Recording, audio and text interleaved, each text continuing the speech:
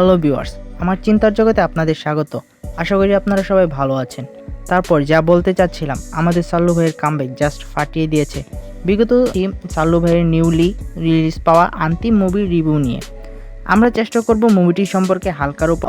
অজপাড়া গায়ের এক কৃষকের জেদি একরোখা ছেলে রাহুলকে দিয়ে ছোট অজপাড়া গাছে জড়িয়ে যায়, আর কতটা ধাপ পেরিয়ে তরতর উপরে উঠে যায় এবং এর শেষ পরিণতি কী তাই নিয়ে হিসেবে শুরু থেকে দেখা গেল পরবর্তীতে তার তীক্ষ্ণ বুদ্ধির আঁচ পাওয়া যেতে শুরু করে। সেই তীক্ষ্ণতা কতটা তার ধারণা পেতে দেখতে হবে পুরো সিনেমাটি। প্রতিটি জায়গায় তার এন্ট্রি নেওয়াটা জোশ ছিল।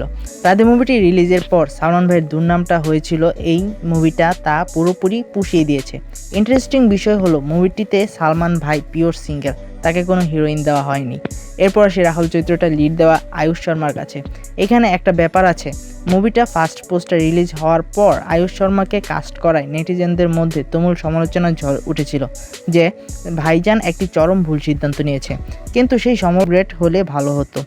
আরও একটি ইন্টারেস্টিং বিষয় হলো এখানে নায়ক নয় বরং ভিলেনের হিরোইন আছে এবং তাদের রোমান্টিসিজমে ভরপুর। গার্লফ্রেন্ড হিসেবে কাস্ট হওয়া মাহিমা মাকওয়ানা তার জায়গা থেকে ভালো লিড দিল। মুভিটিতে অ্যাকশন সিন সীমিত, এক্সট্রাঅর্ডিনারি কোনো অ্যাকশন সিন নেই।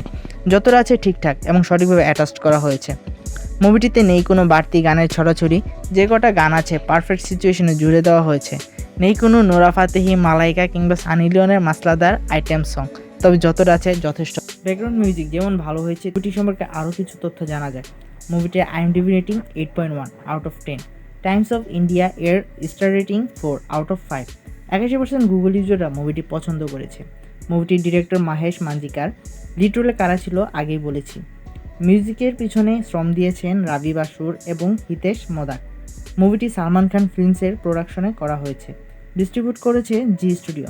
এখানে একটা কথা জানিয়ে রাখা ভালো, মুভিটি মারাঠি সিনেমা মুলচি প্যাটার্নের রিমেক। মুলচি প্যাটার্ন ডিরেক্ট করেছে পারভিন ট্রেড এবং রিলিজ হয়েছিল 2018 সালে। লাস্ট আপডেট অনুযায়ী আন্তিমের বক্স অফিস কালেকশন ইন্ডিয়ান রুপিতে 34.28 কারোর। মুভিটি দেখার পর আমার একটা কথাই জন্য এ পর্যন্তই। আশা করি মুভিটি সবাই উপভোগ করবেন, আর আমাদের ভিডিওটি ভালো লাগলে লাইক করুন,